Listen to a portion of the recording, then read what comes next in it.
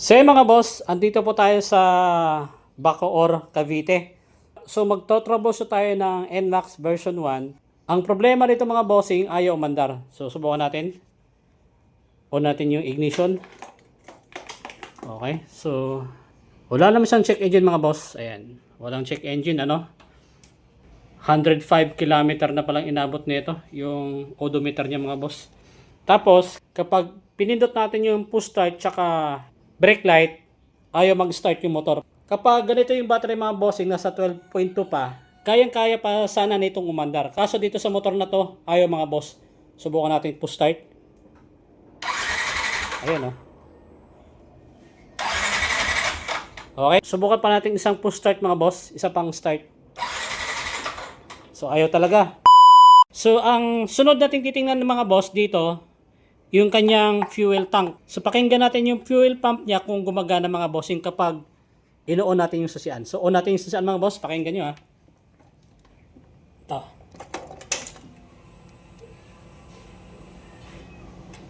Isa pa, isa pa. Isa pa mga bossing ha. Isa pa, isa pa. Pakinggan nyo ulit.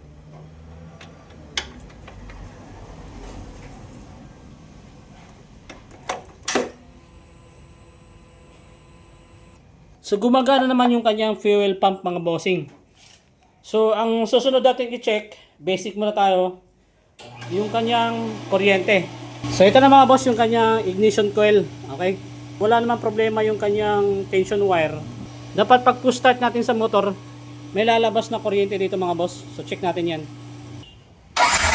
Isa pa. Pa mga boss. Okay, so nakuryente tayo. Ayun.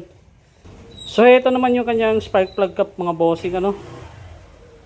Wala namang problema. Yung kanyang spark plug cap, okay? Tapos yung kanyang spark plug ito. Medyo marumi lang mga bossing pero hindi ito yung pinaka-issue. Kasi okay pa naman yung dulo ng kanyang spark plug. Okay? So ang gagawin natin dito, papalabasin natin yung kuryente dito sa spark plug. Isasalpak natin yung ignition coil, spark plug cap, at itong spark plug. So ito na mga bossing yung spark plug cap, at ignition coil. Okay? So subukan natin i-push start habang nakatutok yung dulo ng spark plug dito sa bakal. So kapag may lumabas na kuryente dito sa spark plug, ibig sabihin walang problema yung ignition coil, spark plug cap, spark plug. So, dilipat tayo sa fuel. Push start natin habang nakatutok sa body ground yung dulo ng spark plug. So, tingnan nyo lang mga boss. So, ay meron di ba? Isa pa. Okay, isa pa. Ayan. Ibig sabihin mga boss, walang problema yung spark plug cap, at itong ignition coil. So, ang susunod nating titingnan mga boss, itong kanyang throttle body. Okay? So dito nakakabit sa throttle body yung injector tsaka yung hose na galing fuel pump. Okay? So walang problema yung ating fuel pump kasi gumagana naman. So i-check natin yung hose, baka barado. Yung injector naman pag pinupush start, baka hindi naglalabas ng, baka naman hindi nag-spray ng gasolina. Baka barado din. Okay? So, check natin mga boss. So, ngayon, paano natin maalaman kung galing sa fuel tank, papuntang hose to injector, kung may lumalabas na gasolina. So, gito lang mga boss. On nyo lang yung susian. So, pag on nyo mga boss, dapat may lalabas na gasolina dyan. So, tandaan nyo mga boss, gumagana yung ating fuel pump. Kapag walang lumabas na gasolina dito mga boss sa kanyang hose, ibig sabihin, barado yung kanyang fuel filter. Okay, so subukan natin mga boss. On natin yung susian. On ko mga boss ha. Tingnan nyo. Mayroon. Meron. So meron mga bossing. Okay. So ang susunod natin titingnan mga boss yung kanyang injector. Okay. So dapat kapag pinupush start natin yan, merong spray So nag-i-spray yung ating injector mga boss kapag pinupush start natin yung motor. So alisin ko muna yung injector mga boss tapos pakita ko sa inyo. Okay? Dapat kapag pinupush start natin yung motor, may lalabas dapat na gasolina dito sa kanyang injector mga boss kapag pinapaandar natin. Okay? Dapat may lalabas at malakas mga boss. So subukan natin i-push start yung motor o natin yung susian. Ayan. So dapat may lalabas na gasolina mga boss, mag-i-spray. Okay. Meron.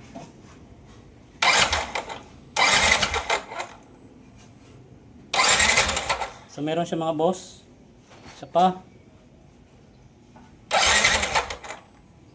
So ayaw niya mag-start.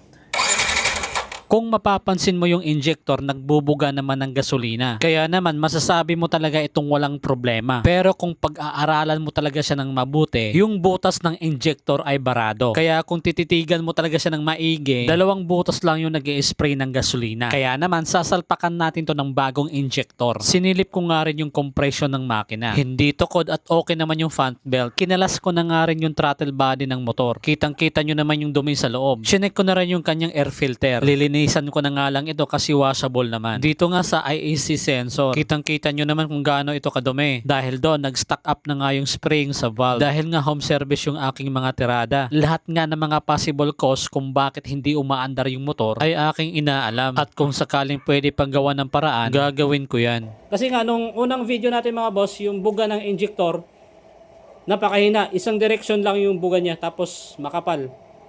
Ngayon mga boss, nagpalit tayo ng bagong injector. Ito, sisilipin natin yung pagkakaiba. Sir, pwede pa po start ako, sir.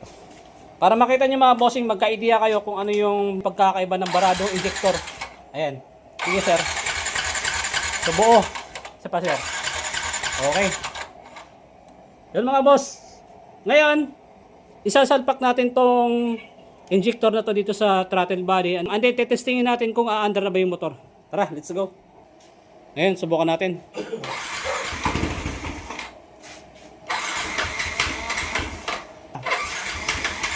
Ayan o. Ayun, okay na. Ayun.